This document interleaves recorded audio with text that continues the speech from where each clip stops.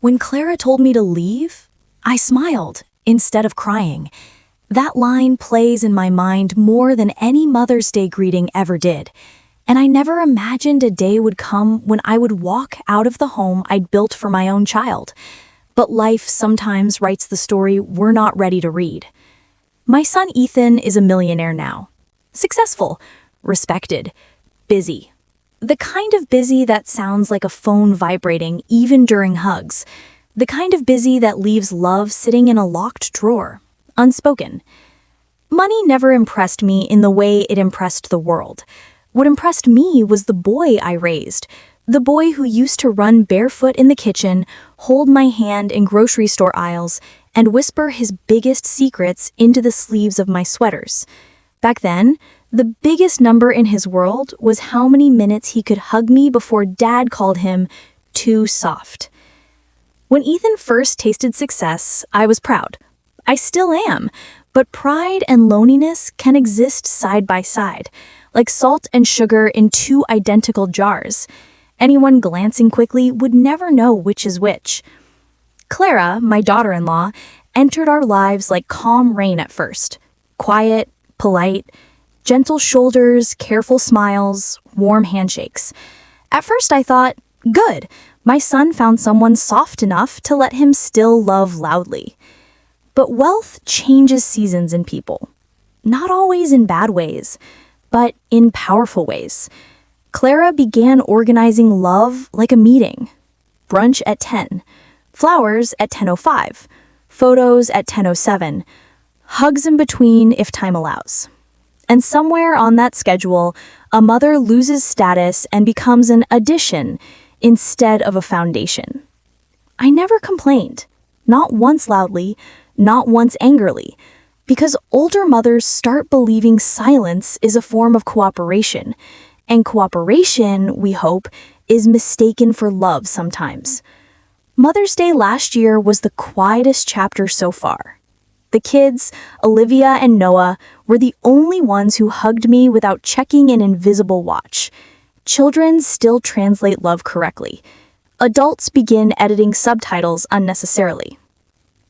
I carried a small gift that morning. Handmade, probably embarrassing compared to the shining things in their new sunroom. A little bag with chocolates, socks, and a folded note inside. No dollar sign, no grandeur, just heart stuff. Before I reached the table, Clara said gently, "Maybe you need to take some time for yourself today, Mom." Her tone was calm. No anger, no spark, just final punctuation. I smiled, because my face still remembered older Mother's Days when smiles actually meant joy. I nodded, of course, turned around, and walked toward the door. I expected the car horns outside to sound louder, but nothing sounded loud. Everything was whispering that morning, even the rain. The question hadn't been asked yet, but it was coming. I could feel it approaching like footsteps upstairs I didn't recognize anymore. What I didn't know then was this. Sometimes, when love becomes expensive, it isn't because of the gifts. It's because distance quietly raises the price of staying.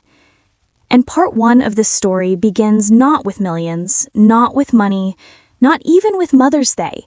It begins with the moment a mother realizes she is being written out of the main scenes and gently into the background music instead.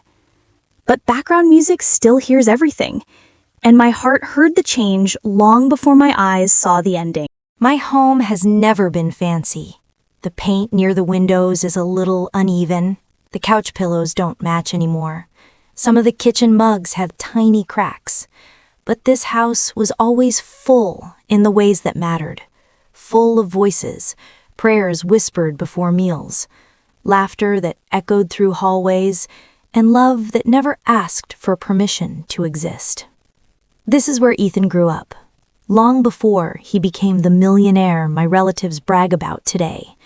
Here he learned his first words, took his first steps, and spilled his first glass of juice, right on the same kitchen floor where I now sometimes stand alone, remembering the sound of small feet running. I never pushed Ethan toward wealth. I pushed him toward honesty, toward kindness, toward love that doesn't need a spotlight. Maybe that's why his success still feels surprising. The world sees the millions. I still see the boy who once told me, "Mom, if we ever get rich, don't change." And I used to tease him, "Rich? We just need enough for extra hot chocolate, Ethan." He laughed so hard that day. Ethan built his company from scratch. Late nights, early mornings, airport lines, big meetings, bold handshakes. He made it, truly made it. His business story is now the kind of story people pause YouTube videos to admire. But no one except a mother pauses long enough to admire the beginning.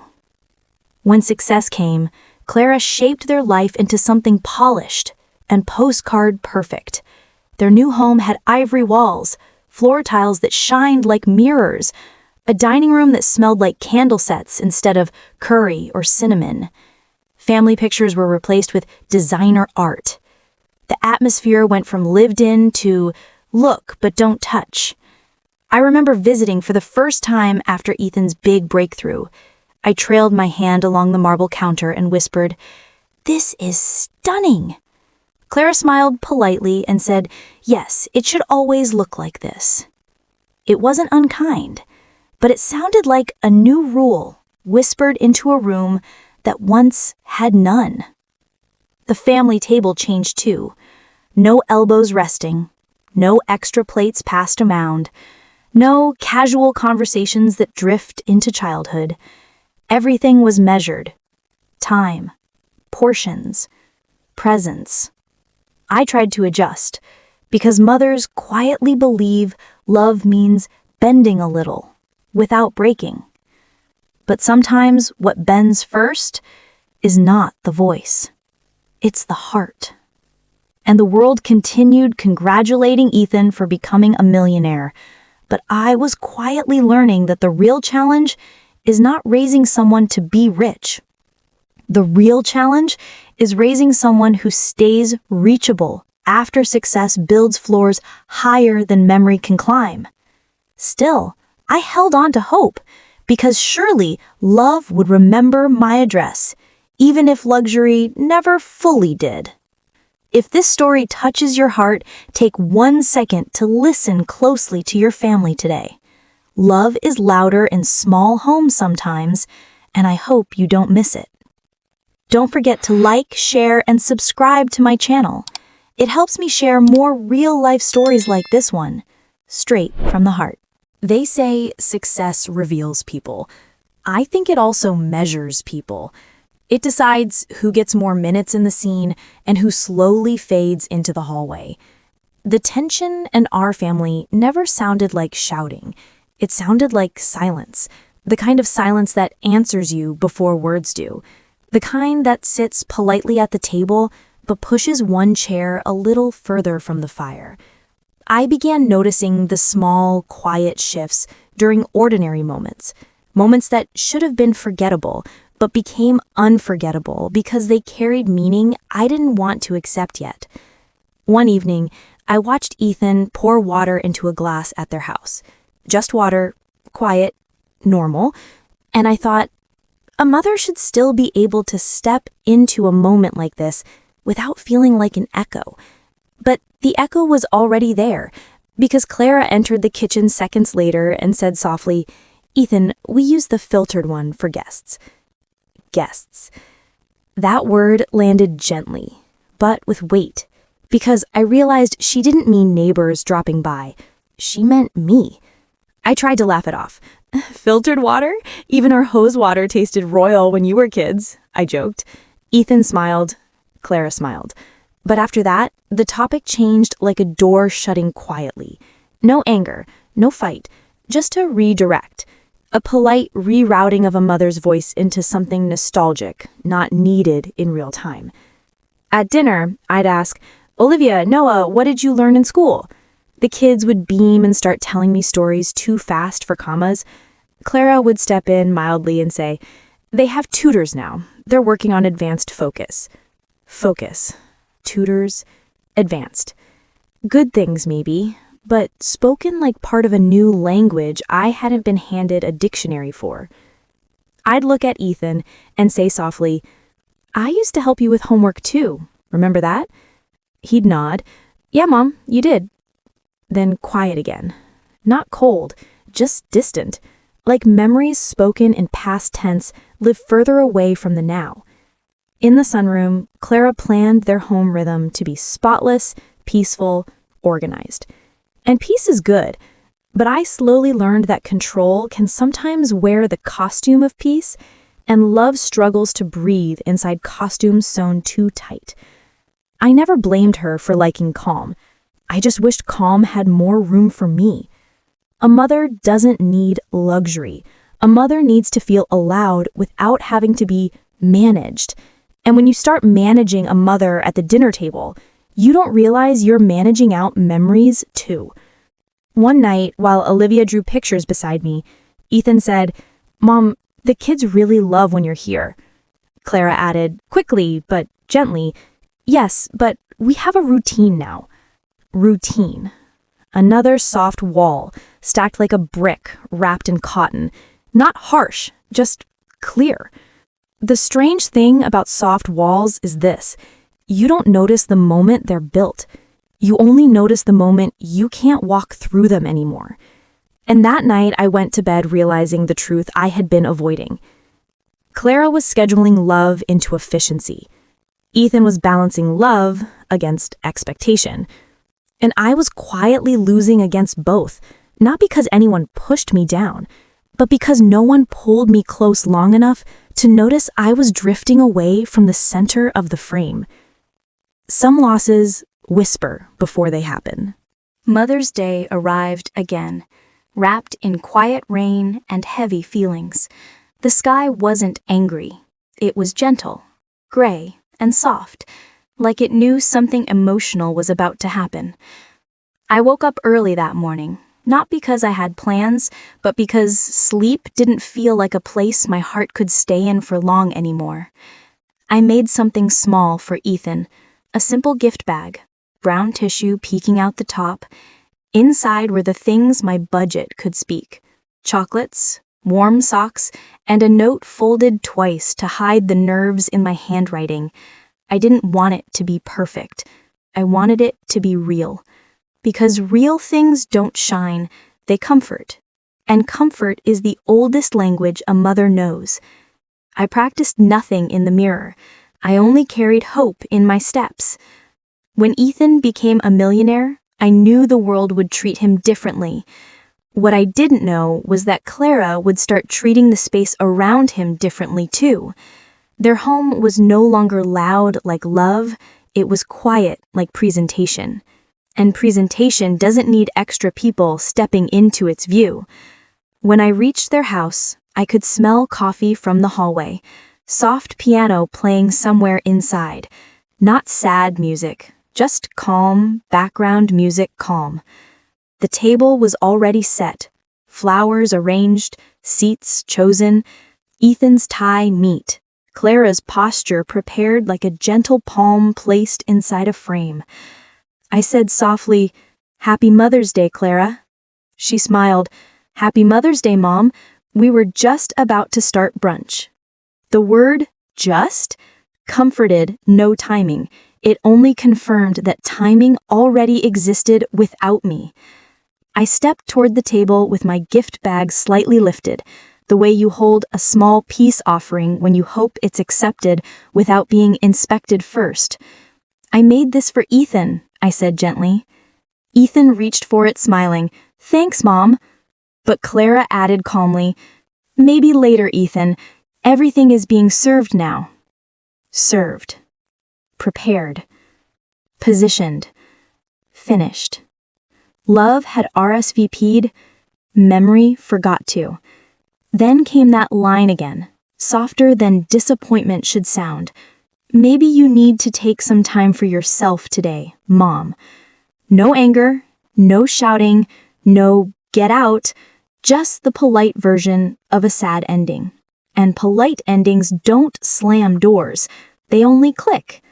I turned and smiled. Of course, Enjoy your brunch. I walked toward the door, my hand steady, my heart not so much. The door clicked gently behind me. No storm, no drama, just a soft close. But soft closes have the loudest echoes, especially if you're the one standing outside listening to them. I breathed in the rain, not shaking, not shouting, not blaming, just understanding that some gifts stay unopened, not because they're unwanted, but because the heart handing them out feels unseen. And for the first time, I realized the wound wasn't wealth, it was distance. If you still have your mother, your father, your grandparents, don't schedule love for later. Don't wait for rules. Don't wait for perfect moments. Just walk into the room and let your presence finish the sentence. If this story touched your heart, please like, share, and subscribe to my channel. The rain didn't change after Mother's Day. It kept falling with the same quiet rhythm. Life itself didn't look different either. The world outside stayed loud with its own chaos. Traffic, voices, headlines, rushing people. But inside me, something had changed.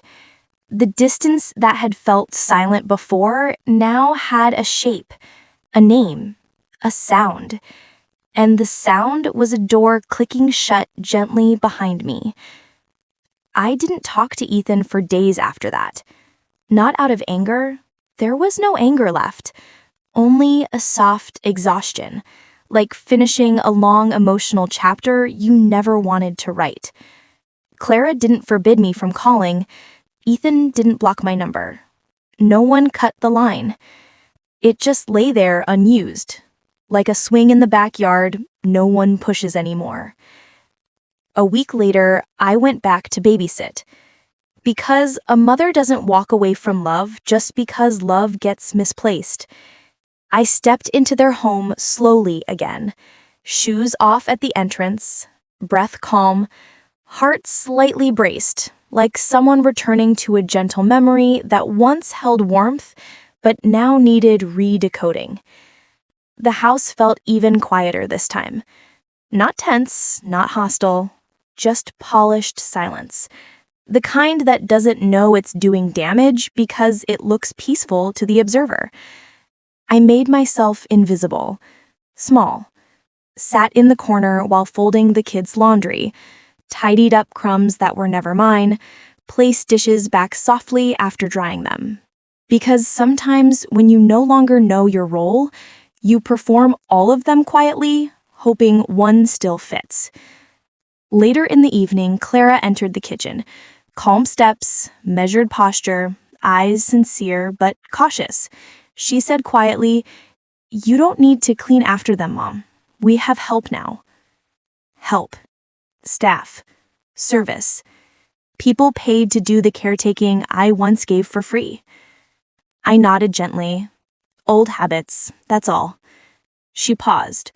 The pause wasn't cold, it was thinking. She said softly, "Ethan grew up very loved.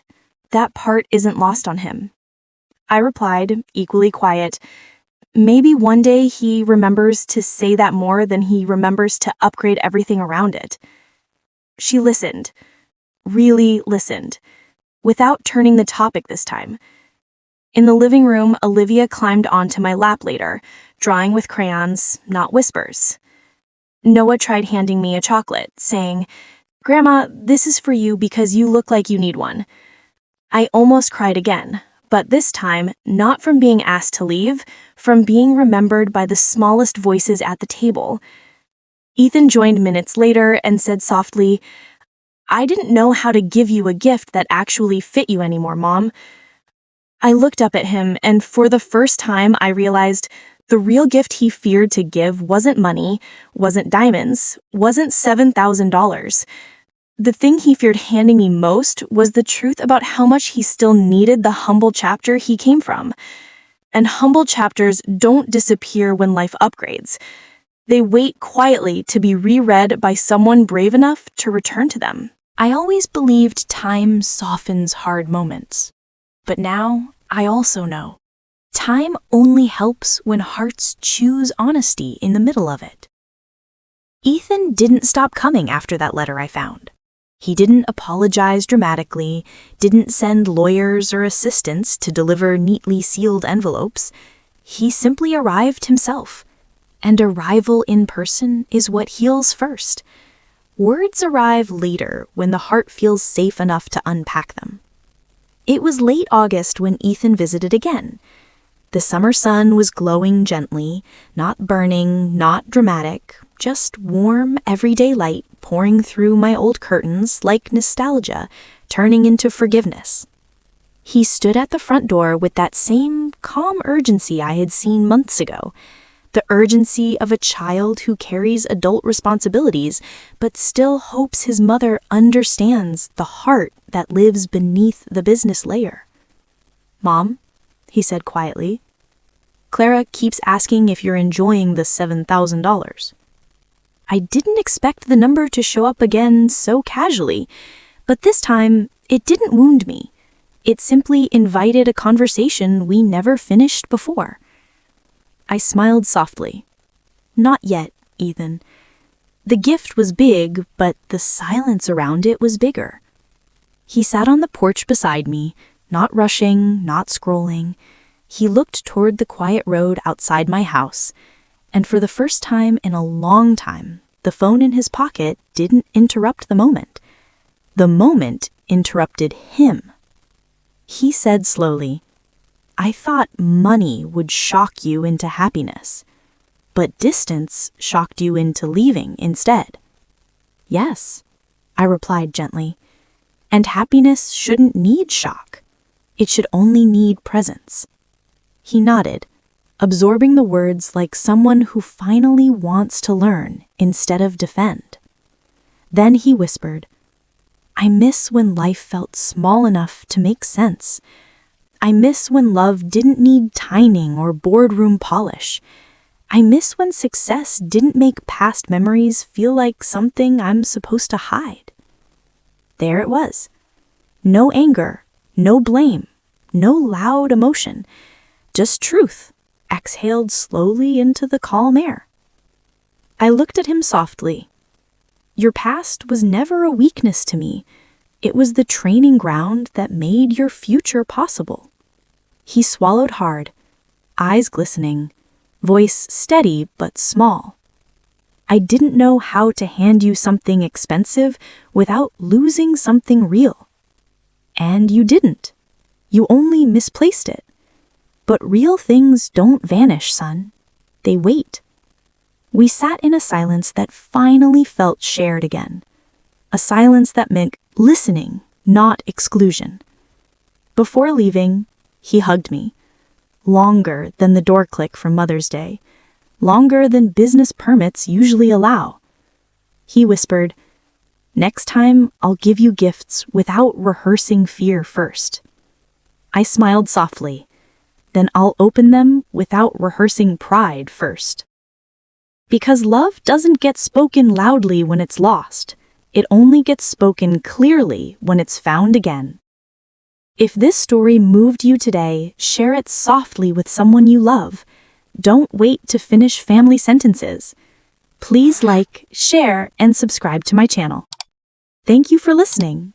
Your support means more than any expensive gift ever could.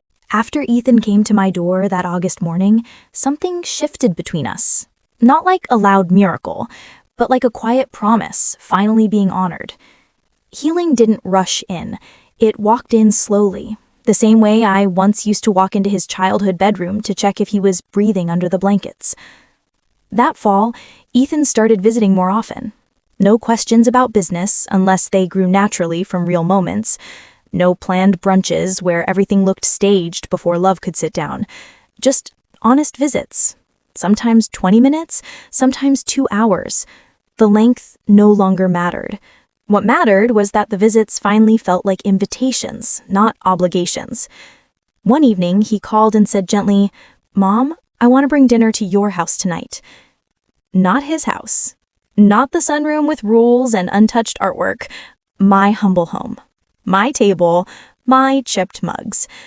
The chapter he once feared sounded too small. I paused, surprised but calm. "Dinner here?" "Yes," he said, voice warm and certain. "I want the kids to know where I learned love before I learned success." My heart folded softly with relief, like warm dough pressed gently by familiar hands. Clara and the children arrived just behind him. No tension in her steps, only a shy curiosity in her eyes. Her lipstick wasn't loud. Her posture wasn't staged. She looked like someone attending a real family moment instead of hosting one. I cooked alongside them quietly, Clara cutting vegetables, Ethan stirring soup, Olivia placing spoons at the table with exaggerated seriousness, Noah tasting chocolate before dessert with no fear of crumbs falling. For the first time, the kitchen didn't belong to just one story. It belonged to all of us again. While setting the table, Olivia said cheerfully, "Grandma, your house feels like someone loves everyone the same here." Ethan glanced at me with eyes full of understanding. Clara didn't interrupt the sentence. She only smiled softly, like someone who finally understood the scene and realized love doesn't have limited seating unless we choose to make it so. During dinner, Ethan said quietly, "Success taught me to rise. You taught me where to return." Clara added softly, "And maybe the best place to return is where love started, not where love looks expensive." No arguments, no timed hugs, no silent erasure. Because what broke us in the past wasn't rejection.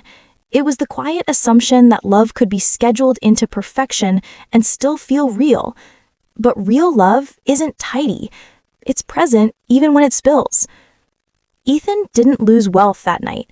He reclaimed the part of him that wealth couldn't replace. And I didn't lose pride that night either. I found pride feels safest when shared, not protected by silence. That evening, the house filled again, not loudly, but completely. And completeness doesn't need shouting to be felt. Sometimes the richest moment is not when the gift gets opened, it's when the door stays open long enough for love to walk in freely again.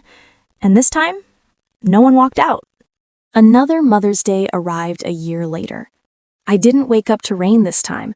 I woke up to sunlight, soft, warm light spreading slowly across the same old ceiling that had once witnessed my quiet heartbreak. The air felt lighter, not because the story had forgotten the past, but because our hearts had finally learned how to carry it without breaking under its weight. Ethan called that morning and said, "Mom, we're coming over tonight. No plans, just us." No plans. Those two words meant more than any expensive gift ever had, because now I knew love was finally showing up without needing to be measured, compared, or packaged. Clara walked in after him, holding flowers and a small blue envelope. This time, she didn't set the mood of the room. The room set the mood for us, and the mood was simple: family. We sat at the dining table together. Olivia placed a handmade card in front of me. The letters were uneven, the glitter crooked, the heart drawn too large for the paper, spilling slightly onto the edges. She grinned proudly. "Grandma, I hope you like it." I smiled gently. "I already do." No complicated subtitles, just acceptance without conditions. Ethan slid the blue envelope toward me gently.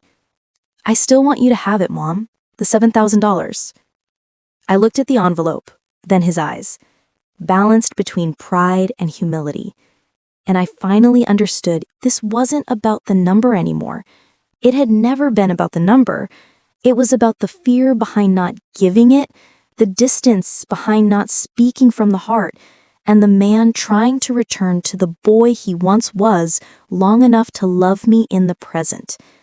I touched his hand softly, shook my head calmly, and said, "I don't want the $7,000, Ethan." He blinked. Soft shock, not defensive, just emotional vulnerability finally allowed to be visible. I continued, voice slow and warm, "Not because it isn't generous, but because the gift was never the villain's son. The villain was the silence. And silence costs us more than money ever could. I don't need a grand number to feel loved. What I needed was this. You. Your presence. Our table. The kids. Clara finally sitting long enough to smile without protecting fear first. I needed love to enter without schedule, without comparison, without polished pressure. And you gave me that months ago when you knocked at my door. He swallowed softly, eyes full of emotion he no longer tried to reframe into business success. I said, I'm not enjoying $7,000, Ethan. I'm enjoying the 7 decades of love you finally gave back a voice to. And he exhaled again, but this time, not like someone removing armor, like someone finally breathing because the war inside was over. We didn't hug loudly. We hugged fully. Clara placed a flower on the table and whispered, We almost decorated love out of the room. Thank you for bringing the room back. I nodded. You're welcome, but thank you for finally sitting long enough to see it. Mother's Day didn't end the same way this time, not with a door closing behind me in rain, but with a door closing behind lessons learned instead. And the most beautiful part was this. No one walked out. No gift stayed unopened out of pain. No voice remained unheard. I finally smiled back at the past gently and whispered into the warm air, Love doesn't become rich. It just becomes shared again. If this story moved your heart, don't keep it to yourself. Share it with someone who still needs to hear that love doesn't have limited seating unless we choose to make it so. Please like, share, and subscribe to my channel, because the most viral stories are not the ones that break us. They're the ones that show us how love finds its way back. Thank you for listening. Your support lets these voices live longer, reach further, and remind the world that family stories deserve honesty, gentleness, and hope.